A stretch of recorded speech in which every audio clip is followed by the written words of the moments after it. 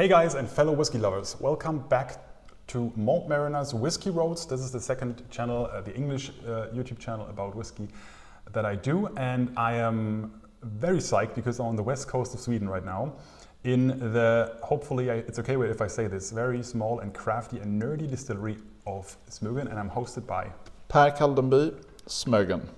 And now let's have a conversation about Smögen and Swedish whiskey. Let's go. Fire away.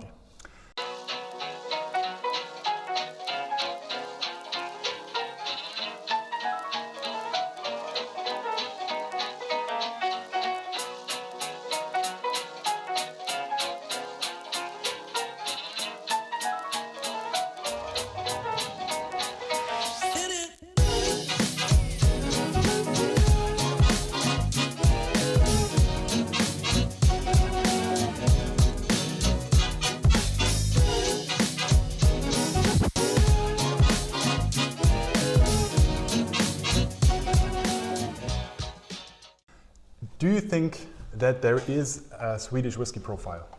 In all honesty, not quite, no.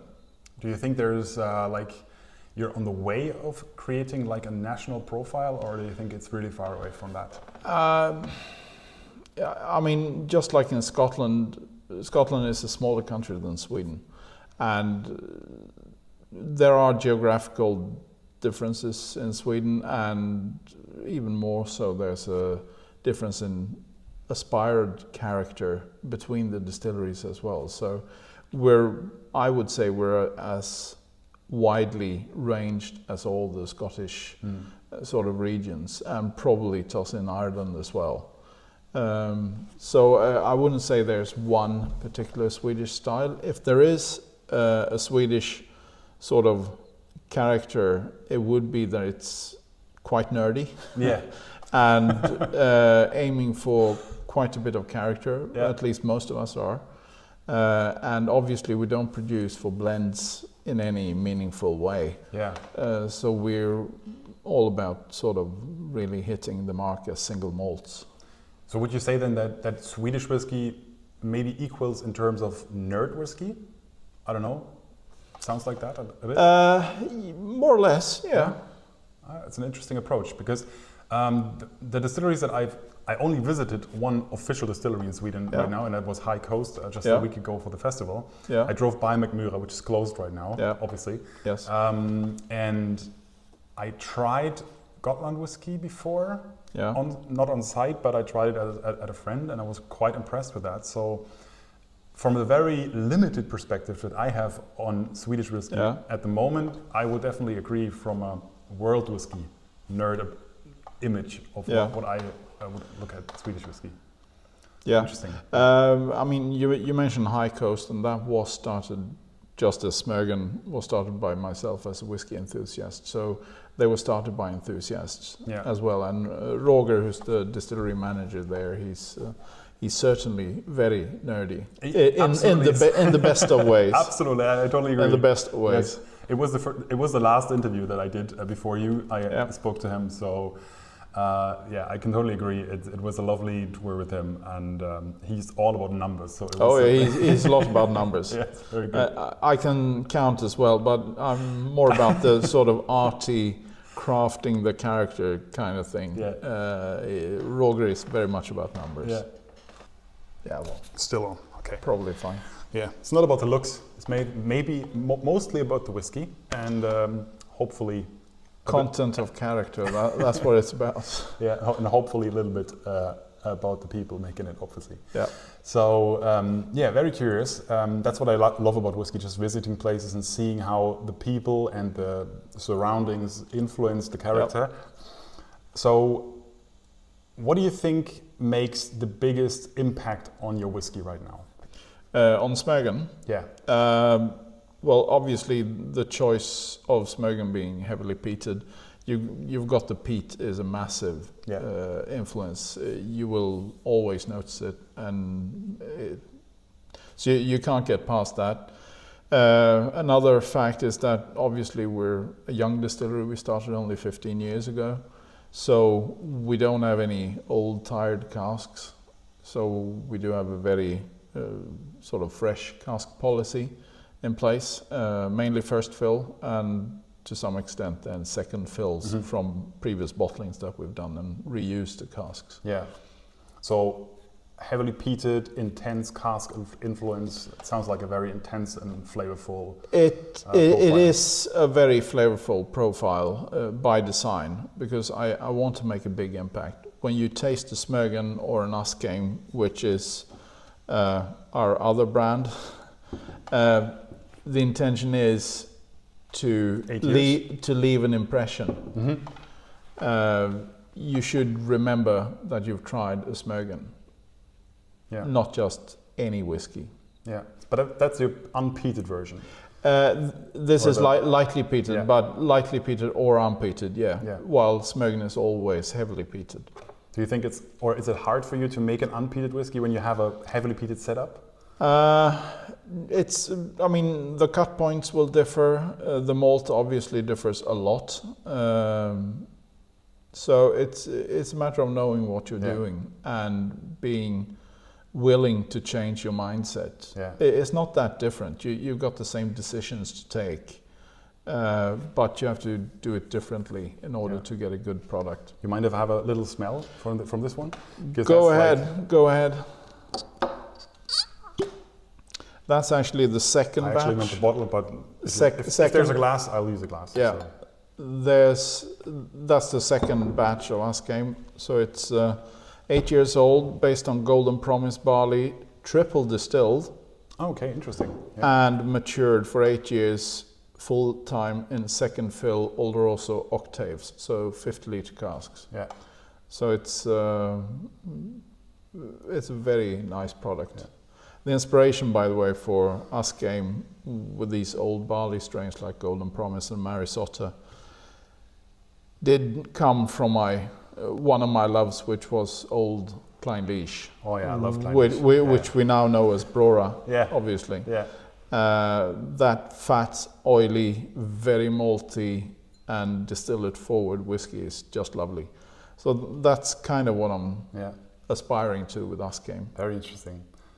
I think there's a good reason why I usually do tasting videos and interviews separately, because as soon as I smell whiskey, my mind goes to, I'm in the zone now, I don't want to think about anything else.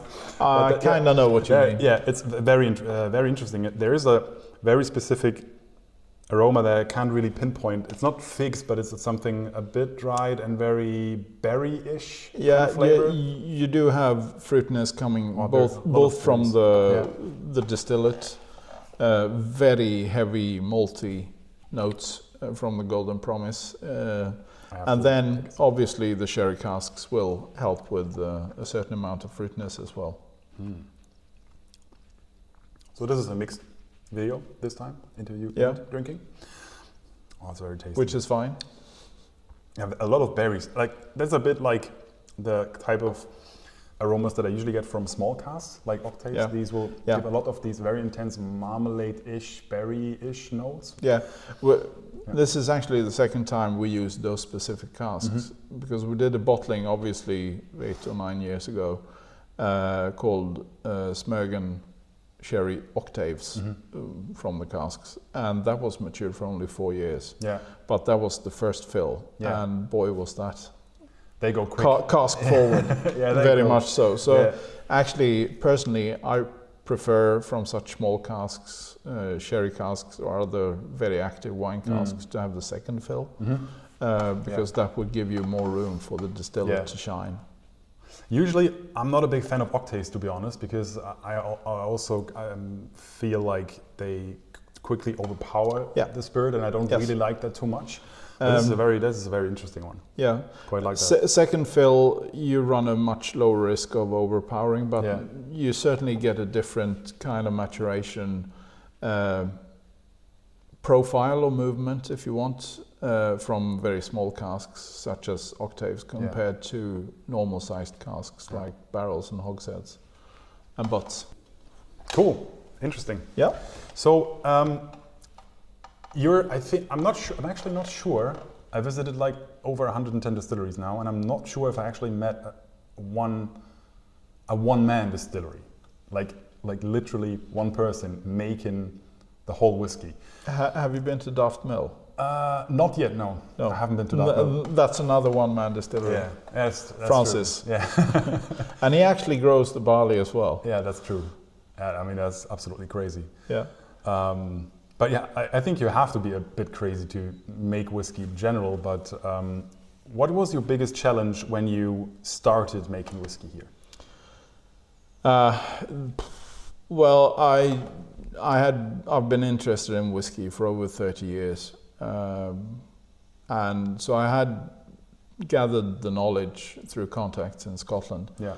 But I'd say the biggest challenge, because we were only the third whiskey distillery actually starting in Sweden, because 30 years ago there was actually a ban on private ventures distilling in Sweden.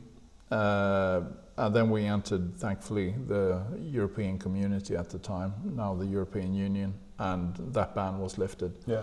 So Mackmyra obviously was first to come out of the blocks. I think they actually managed a few distillations late in 1999. Second one was Spirit of Ven in 2008, and we were the third ones in 2010.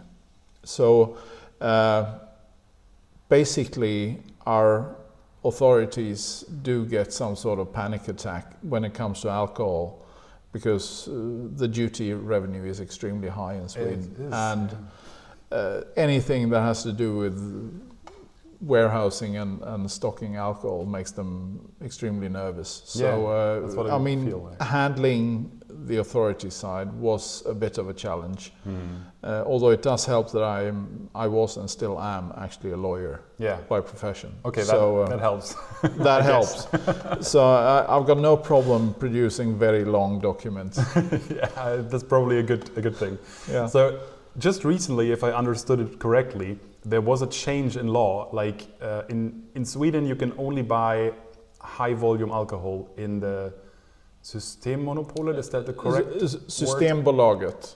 Okay, almost. Norway, it's called Vinmonopolet, so you actually mixed the two together. Okay. I just came from Norway, so it's kind of a mix in my head. Yeah. So it's one place where you can buy alcohol, but you cannot buy alcohol in the supermarket or any other shop. No, but there was a new law coming into effect on the 1st of June this year, and we actually got the license to sell our own products, which we couldn't do before, last Friday. So day before last, on Thursday this week, we actually sold the first few bottles. Congratulations.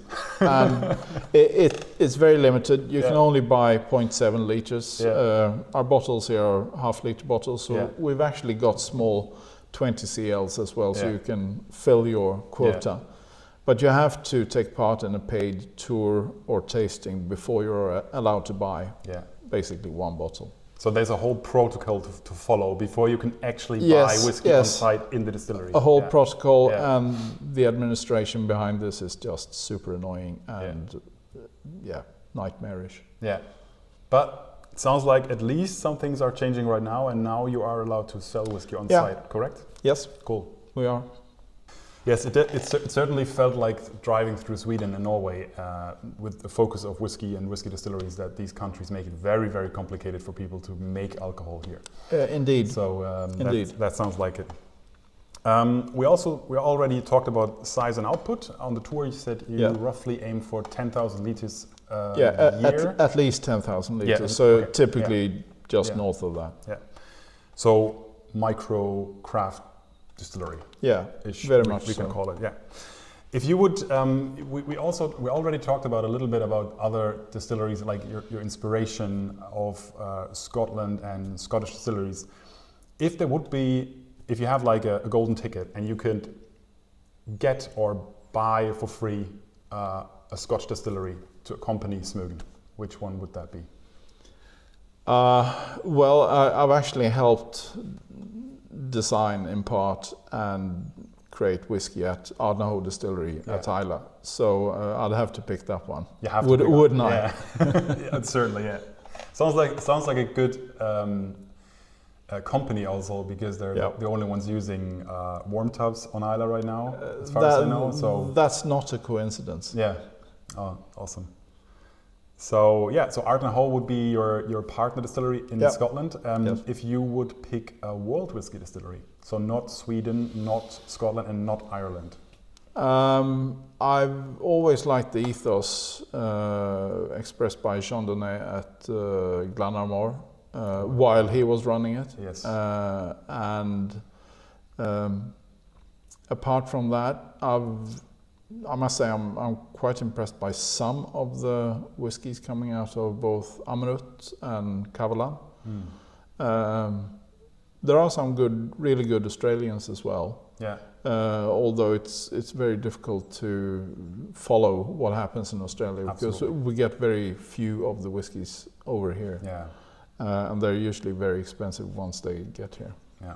Much like our whiskey probably would be ending up in Australia. So, yeah. So you would go for what is now called the Celtic Whisky Company if you could get it, basically. Yeah. That's a very, very good pick. It's one of my favorite distilleries in Europe right now, next to Waregem and also in Brittany. Yeah. But I really like the profile of Cornock and incidentally also Worm Tubs. Yeah. So great whiskey coming from Brittany. Yeah. Also Tasmania. It's one of the, for me, most curious regions where I cannot go right now because it's just too far away. Yeah. But very interesting. It's a journey. Yeah, absolutely. Okay, if you could change one thing about your whiskey, what would that be? Having more distilled back in 2010 and 11. Okay. Because obviously we've had to use the first vintages to make the bottlings that took us to where we are now. Yeah. Which means that the first vintages are fairly depleted. Yeah. And that's, I mean, if you start a whiskey distillery, produce as much as you can once you know what you want to distill. Just produce it at a maximum pace from the start. So because you will always want to have more. Yeah. When you have your profile that you want, then it would be great to have a lot of that in the beginning. Yeah. Okay. That's a good answer. Yeah, I can get that. If you think about your whiskey in one word. Characterful. Awesome. I can't wait. And my last question, why should people buy a Smögen whiskey? Basically a variation on the same word. Because if you like whiskey, you will probably like having the whiskey making a real impression on you. Having character, if you will. I mean, all whiskeys have character, but I mean having character in capital, bold letters. It should make an impression, and perhaps you don't like it, and that's fine, but you should always remember that you've had a Smögen. Not just any other whiskey, you had a Smögen. I like that quote. You might not like it, but you should remember that you had that particular whiskey. That's a very good answer. Okay, Pär. Yeah. Thank you so much for having me here. Thank you. It was a pleasure to meet you and to look around the distillery. And I can't wait to try the peated version. I might do that in a separate video. And if you can get your hands on a Smögen and try it, I definitely recommend it. Even the unpeated version already was very, very curious. So if you're interested in nerdy peated whiskey from Sweden, Smögen is your pick. And I'll see you down the road.